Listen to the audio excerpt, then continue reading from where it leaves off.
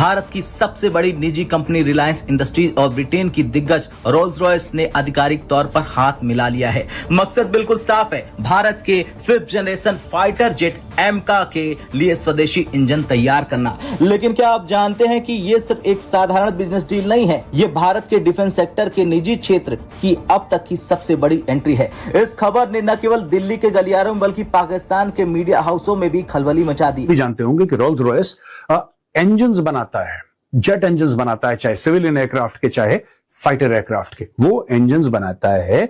और यहां पे बातचीत चल रही है रिलायंस और रोल्स रॉयस की। एक बात ध्यान रखिएगा, एक जॉइंट वेंचर कुछ नहीं हुआ है, कोई जॉइंट वेंचर नहीं है। मैं पहले ही आपको एक कैविएट दे दूं यहां पे कि ऐसा नहीं कि सब कुछ फाइनलाइज हो गया है, लेकिन एक स्ट्रेटेजिक इंटेंट है। अपनी एयरफोर्स में एक इजाफा ला रहे हैं, एक एयरफोर्स को डेटरेंस के तौर पर दिखा रहे हैं। और एयर सुपीरियोरिटी बनती कैसे है?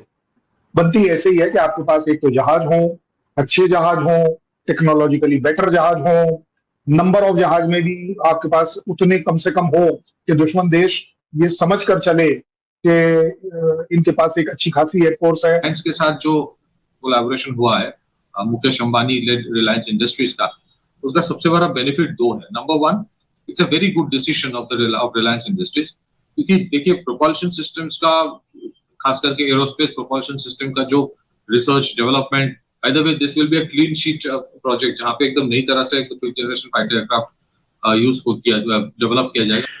दोस्तों, रोल्स रॉयस के पास टेक्नोलॉजी है, जाहिर सी बात है, एक प्रूवन ट्रैक रिकॉर्ड है, जाहिर सी बात है, everybody knows Rolls Royce. Reliance दो लेवल पे, फर्स्ट ऑफ ऑल ये काम भारत में होगा, तो आपको भारत में एक ऐसी कंपनी चाहिए बिकॉज ये कैपिटल इंटेंसिव मामला है, इसमें अरबों डॉलर लगने वाले।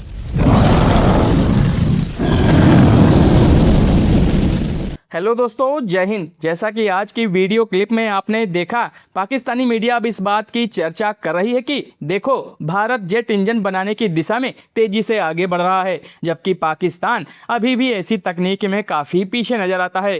दरअसल भारत के लिए बड़ी खबर यह है कि रिलायंस इंडस्ट्रीज और ब्रिटेन की दिग्गज एरोस्पेस कंपनी रोल्स रॉयस ने अपनी अगली पीढ़ी के लड़ाकू विमान इंजन के विकास और निर्माण के लिए साझेदारी की घोषणा की है। इसका सीधा संबंध भारत के महत्वाकांक्षी AMCA प्रोग्राम से है, यानी भविष्य में भारत के एडवांस फाइटर जेट के लिए जरूरी इंजन टेक्नोलॉजी को देश में ही विकसित और तैयार करने की दिशा में काम होगा। खास बात यह है कि इस खबर की गूंज भारत तक सीमित नहीं रही, पाकिस्तान की मीडिया ने भी इसे प्रमुखता से उठाया और भारत की बढ़ती एरोस्पेस क्षमता पर चर्चा शुरू कर दी। यह कदम इसलिए अहम है क्योंकि फाइटर जेट बनाना एक बात है, लेकिन उसका शक्तिशाली इंजन तैयार करना दुनिया की सबसे कठिन एरोस्पेस तकनीकों में से गिना जाता है। सबसे पहले सच्चाई समझिए, अभी रिलायंस को कोई अंतिम सरकारी ठेका नहीं मिला। दोनों कंपनी ने स्ट्रेटेजिक इंटेंट टू पार्टनर यानी कि रणनीतिक साझेदारी की औपचारिक मंशा जाहिर की है। ये एक कानूनी और तकनीकी रोड मैप है। प्रस्ताव के मुताबिक दोनों कंपनियां भारत में एक एरोस्पेस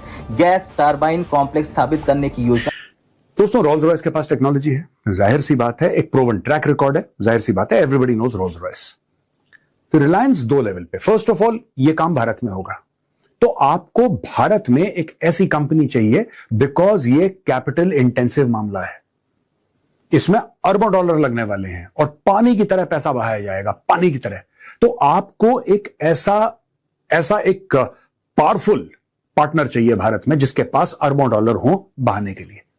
मुनाफा बहुत है, लेकिन पहले एक्सपेंडिचर बहुत ज्यादा है इसमें।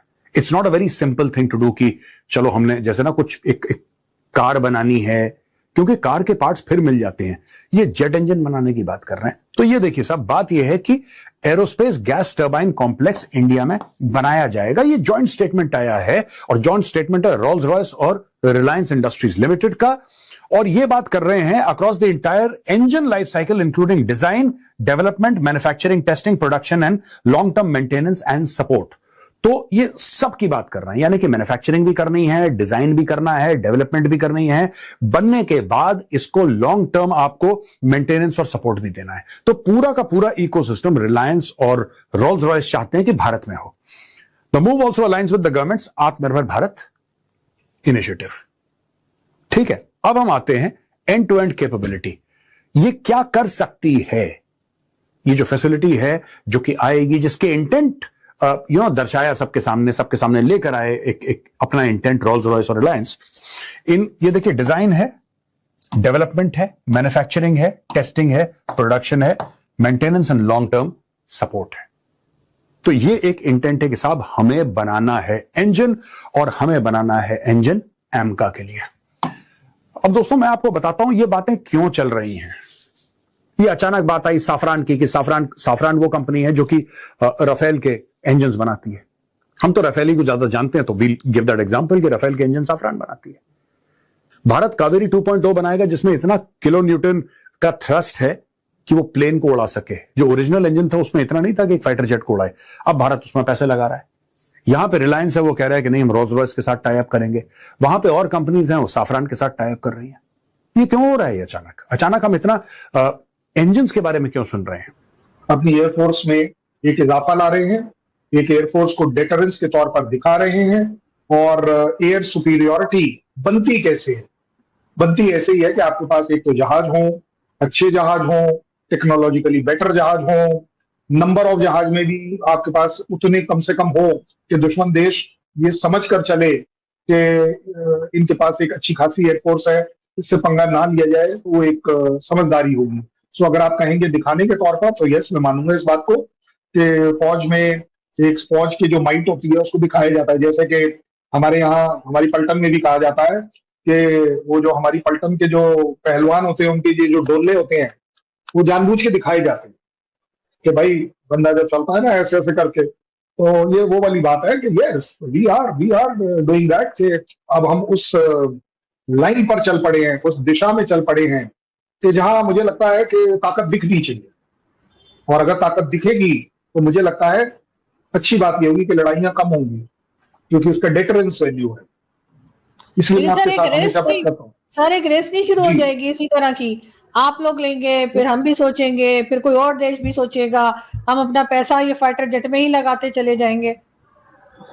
नहीं, अगर आप रेस की बात करेंगे तो आपको फिर, क्योंकि आपने एक अच्छी बात करी है कि रेस नहीं होनी चाहिए, ठीक है ना, तो ये तो वो वाली बात हो गई कि कल जब हम डिस्कस कर रहे थे कि वो स्ट्रेटेजिक अलायंस आपने बनाया है, तो वो तो आपने बोला मार देंगे, कूट देंगे, पता नहीं क्या क्या कर देंगे।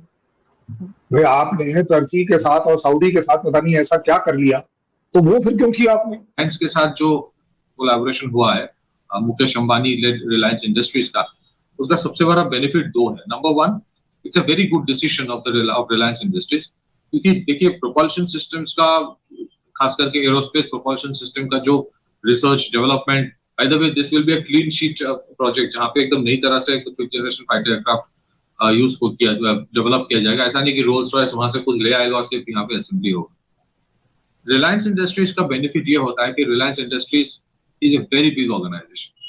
तो एन ऑर्गेनाइजेशन जिसका टर्नओवर मान लीजिए ऑलमोस्ट लाइक $150 बिलियन है,